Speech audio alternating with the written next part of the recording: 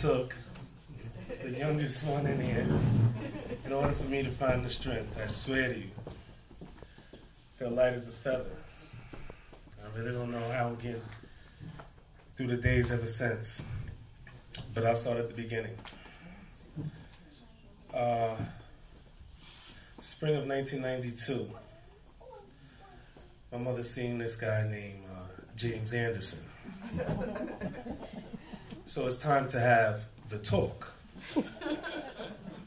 about the guy she's seen, James Anderson. As luck would have it, it was about 9:59 p.m. on a weeknight. Channel 5 was on. 10 o'clock news comes on.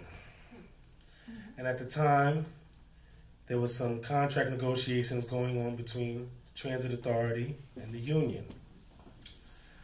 So as she's prepping me for this introduction, who did Fox choose to talk to about the negotiations? None other than James Anderson himself. So as I'm standing in front of the television, she's saying, yeah, and he works for Transit, and oh, wow, that's him on TV right there. Oh, yeah? So I turned around to the TV and proceeded to get introduced to James Anderson. Thank you, because that was going to be a hard talk. He made it easy by introducing himself, or at least Fox 5 introduced him. And that's kind of how it went from throughout my time of meeting him. Kind of just made things a little easier for me. I had a lot of questions, and I was ready to go out into the world and find the answers myself. He'd say, why don't you try this? Why don't you try that? And it was constant. I was about 15 years old when I met him. And ever since I was 3, I wanted to drive trains. But as I got into teenage years and young adulthood, I kind of forgot about my childhood dreams. I'm going to go out in the world and find out my own way, figure my own way, as everything was changing constantly and consistently. Kept telling me, take the test for transit. Yeah, all right. When I get a chance, I get around to it, scrambling. And the test was out for train operator. And I'm going to go down there. I'm going to go down there. He says one day, go down there today.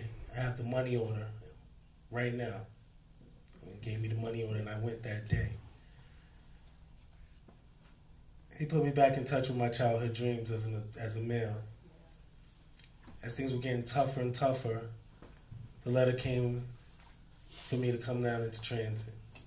Right when I thought I couldn't take it anymore. So everything was just right on time.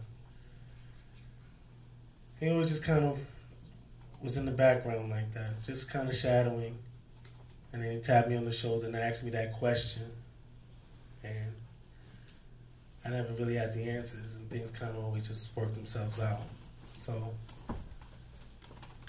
even though he's my stepfather, gave him the name Mr. Jim out of respect. They won't call him Jimmy, couldn't call him Jimmy, couldn't call him James. So he became Mr. Jim, and it just stuck.